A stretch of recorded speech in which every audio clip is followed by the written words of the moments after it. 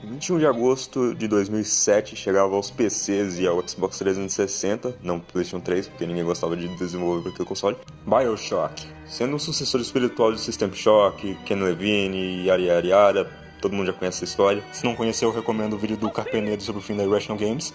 Aclamado pelo público e pela crítica por sua narrativa fenomenal, a ambientação da majestosa e imersiva cidade subaquática de Rapture, o gameplay que bebia da fonte dos Immersive Sims, herdado de System, porta que abre com 045 e tudo mais, isso sem contar no plot twist de explodir cabeças, e BioShock é tudo isso aí mesmo. Jogão que eu adoro muito. Talvez até seja por isso que esse carinha aqui, ó, até o nome dele é Todd, mas eu chamo ele de Mr. Bubble, Mr. B. É claro que depois dessa recepção e muitos dinheiros no bolso da 2K, é claro que os caras brilharam o olhinho e fizeram de BioShock uma franquia. Vocês já se perguntaram, e se tal franquia que eu gosto terminasse em tal jogo? Seria um fim que te traria paz? Ou você ficaria por noites revirando na cama, se perguntando como que aquela franquia tão incrível acabou de forma tão trágica? E aí, meus nobres, bem-vindos ao meu canal, eu sou o Marcelo, e coloquem aí as suas toquinhas, porque hoje nós vamos mergulhar na cidade de Rapture e no digno enterro no oceano de BioShock. Mas vamos lá, e se tivesse terminado no primeiro BioShock? Bom, como vocês perceberam aí pela introdução, seria muito justo. Um jogão que funcionaria muito bem como uma história à parte e deixaria o seu legado, sua marca nas histórias dos jogos, e todo mundo gostaria e ficaria, claro, querendo continuações. Me dê, babá! Mas e no cenário atual, que depois, em 2010, foi lançado a primeira sequência, BioShock 2, desenvolvido pela 2K Marine e outros estúdios ali auxiliares. E a recepção desse jogo, a princípio, foi bem mista, né? Algumas pessoas tocaram naquela ferida de que parecia muito o primeiro jogo. A gente ainda estava em Rapture, que pra quem gostava de Rapture é com certeza um ponto positivo. Mas a gente ainda enfrentava Splicers, só que dessa vez com alguns novos. A gente ainda enfrentava Big Daddies, só que agora com novos modelos e com a Big Sister. Everyone is gangster until... Caralho, os deuses, mano! Eita!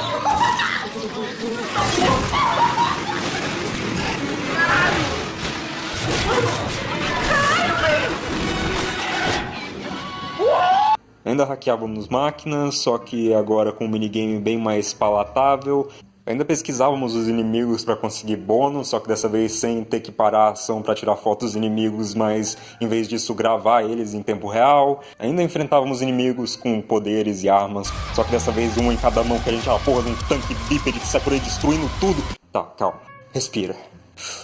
E mesmo não tendo um puta plot twist de estúdio cabeças, a história do BioShock 2 ainda é bem íntima e emocionante, uma história de pai triste antes de The Last of Us. E nesse universo alternativo aí, seria relativamente parecido com o que a gente conhece agora, né? O jogo inicialmente teria uma recepção meio mista e até essa parada aí de que era bem parecido com o primeiro, mas eu acho que depois o pessoal iria ir mais com calma com esse jogo e agradecer pelo que ele é, saca?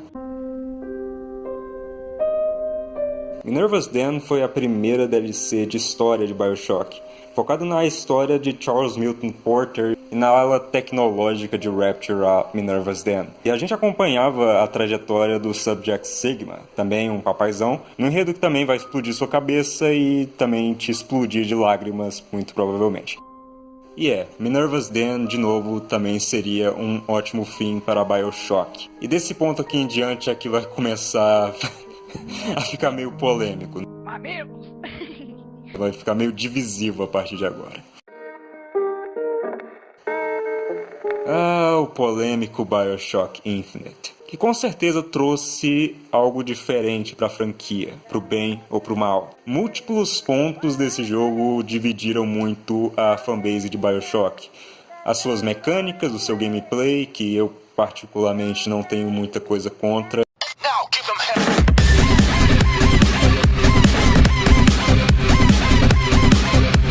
Eu gosto de uma campanha de FPS como o BioShock Infinite acabou sendo, né? Ele é com certeza mais simples do que os outros, mas ser mais simples não é necessariamente ser pior, pra mim, na minha opinião, no caso. Em gameplay eu não tenho muito o que a reclamar nesse jogo. E também na sua narrativa. Esse jogo ele tem uma narrativa bem complicada. Vocês já devem estar cansados de saber que tem toda a parte social que foi retratada nesse jogo de uma maneira meio duvidosa, para dizer o mínimo. You just complicate the narrative. E sim, é bem fácil encontrar plot holes e explicações lá das mecânicas de física quântica muito doida lá de viagem no tempo e universos paralelos do jogo. By subtracting where it is from where it isn't, or where it isn't from where it is, whichever is greater, it obtains a difference or deviation. Mas esse aí, no caso, eu não me importo muito e os pontos fortes da negativa... Os pontos positivos da história desse jogo são muito positivos, mas os pontos negativos são muito negativos. E esse seria um final bem divisivo para a franquia, mas no fim das contas eu ainda gosto dessa jornada do Booker e da Elizabeth por Columbia. Mais uma jornada do Booker e Elizabeth que eu não curto muito é a viagem deles para Rapture no primeiro episódio da Burial at Sea. Uma que eu não sou muito fã, mas pro mérito dessa DLC aqui, onde ela brilha mesmo é no sonho de todo fã de BioShock, que era ver como era Rapture antes da sua queda da guerra civil que rolou lá. E esse jogo ele mostra isso e é a melhor parte dessa DLC, cara. Que, inclusive, se você quiser ver mais sobre essa Rapture antes da queda, aí teve também um livro que foi lançado, BioShock Rapture. Também conta um pouquinho sobre isso aí, que eu não li todo, mas só pela provinha ali, só pela prévia dele eu gostei bastante. Mas de resto, essa DLC, ela é bem... Eu não queria falar esquecível, mas ela é bem pouco memorável, cara. Tipo, em questão do gameplay, ele é meio que o gameplay do Infinite, só que condensado em pouco mais de 1 hora de gameplay, saca? That's a lot of fine talk about a stolen ring. Get your hands off me! Não chega a se desenvolver muito e não tem combates muito interessantes. Tem lá uma última boss fight com o Big Daddy que é interessante, ele te dá um get over here lá, com a broca dele. Catch! Booker, catch! Not afraid of you. Booker, catch! That'll do! Booker, catch! Thanks. Booker, catch! Booker, catch! Booker! Também, narrativamente, eu senti que foi bem um requentado ali das ideias do Infinite, só que espelhado. Give me back my daughter! No! Enquanto isso... Shut down the machine! Shut it down!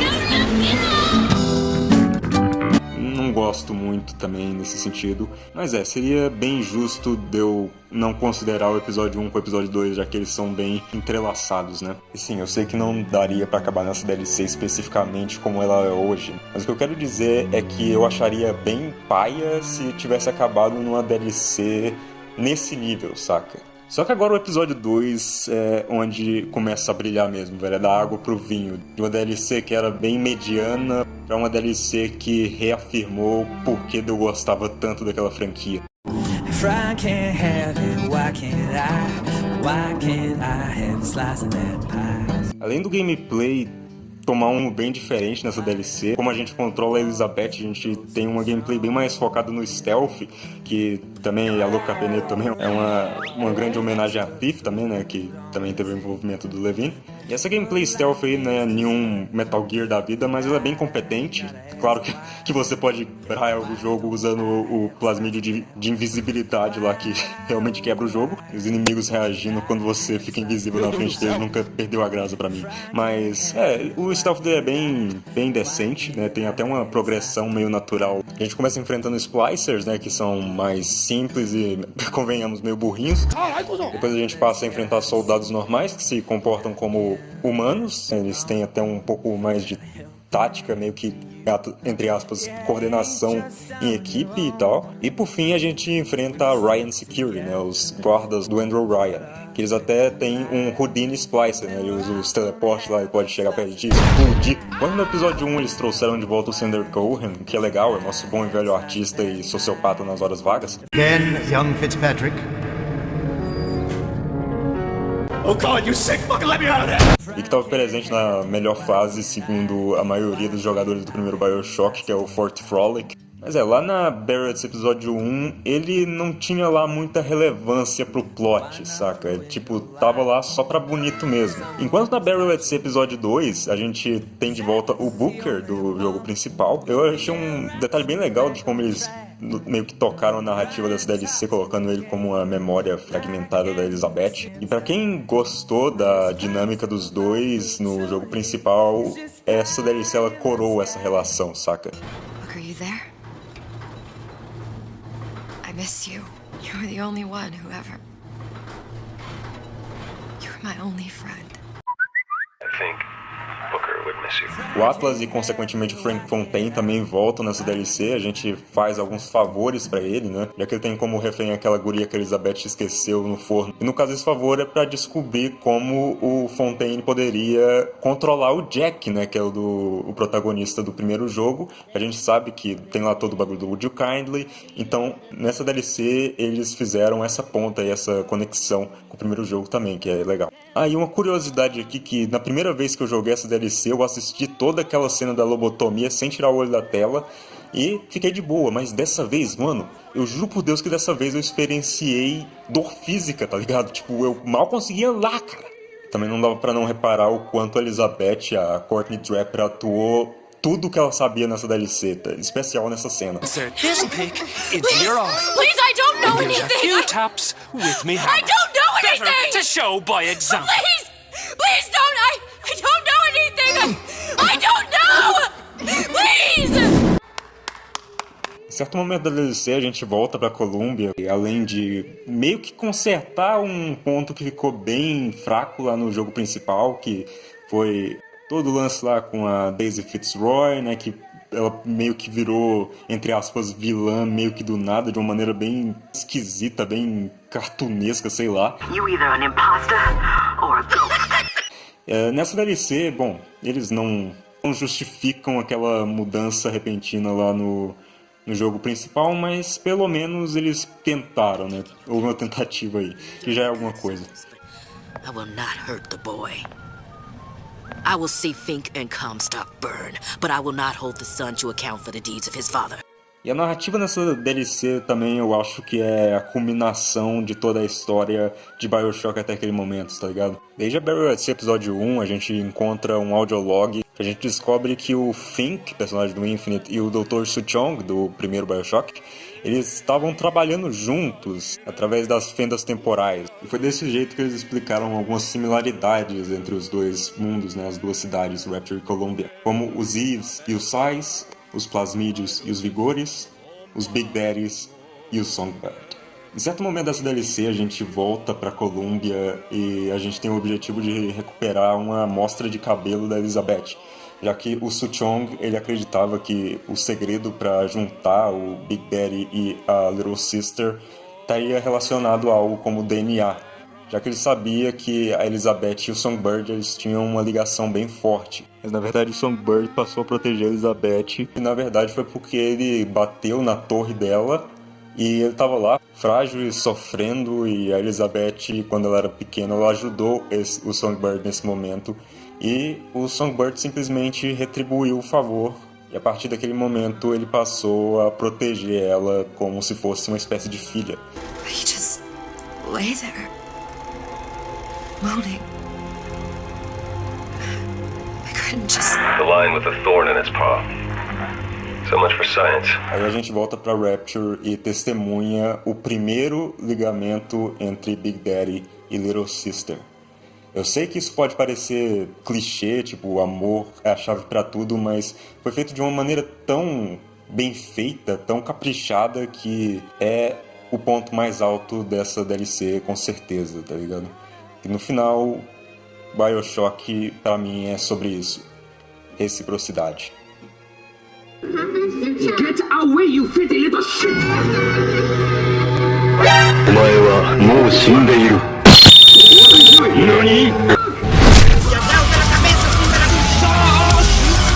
A Barretts acaba com o descanso merecido da Elizabeth e, consequentemente, da franquia.